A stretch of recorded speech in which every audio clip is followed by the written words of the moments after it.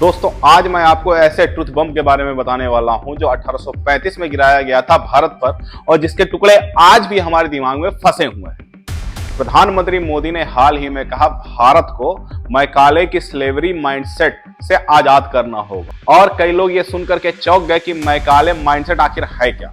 1835 में एक ब्रिटिश नेता यहां आया, नाम था थॉमस मैकाले।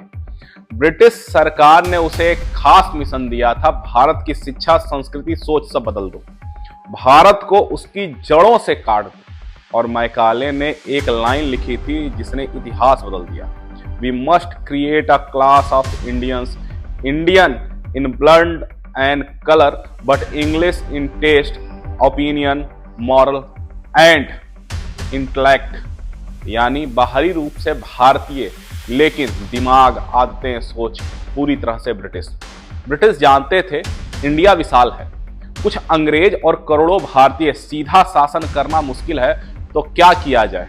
उन्होंने एक मास्टर स्ट्रोक खेला, एक एलिट क्लास तैयार किया जो अंग्रेजी बोले, अंग्रेजों जैसा सोचें, अपने ही कल्चर को हीन समझें और ब्रिटिश शासन का सबसे बड़ा हथियार बने।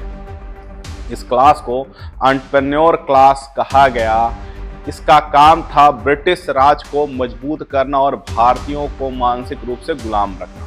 मैकाले ने भारत की पारंपरिक शिक्षा, गुरुकुल सिस्टम लगभग खत्म कर दी, भारतीय भाषाओं को निरर्थक बताया, भारतीय इतिहास और ज्ञान परंपरा को कूड़ेदान में फेंक दिया। आपको पता है ब्रिटिश आने से पहले भारत की लिटरेसी रेट लगभग 20% थी। मैकाले की नीतियों के बाद 1935 में लिटरेसी रेट सिर्फ 3% रह गई थी। यानी हमारी किताबें छीन ली गई, हमारी भाषा को नीचा दिखाया गया और हमें बताया गया तुम्हारा इतिहास बैकवर्ड है।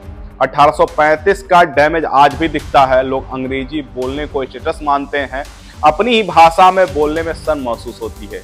योग को लेकर के भी यही मानसिकता है। हमने योग नहीं सीखा, हमने योगा सीखा है। जब अमेरिकन ने इसे ट्रेंड बनाया, यह वही स्लेवरी माइंडसेट है जहां हम अपनी पहचान पर शर्म करते हैं और दूसरों की नकल में गौरव ढूंढते हैं। आज यह मानसिकता सिर्फ हमारी शिक्षा में नहीं, इंटरनेट पर भी फैल रही है। CNN की रिपोर्ट में बताया गया है कि इंडियन ओरिजिन के लोगों में ऑनलाइन निशाना बनाया जा रहा है।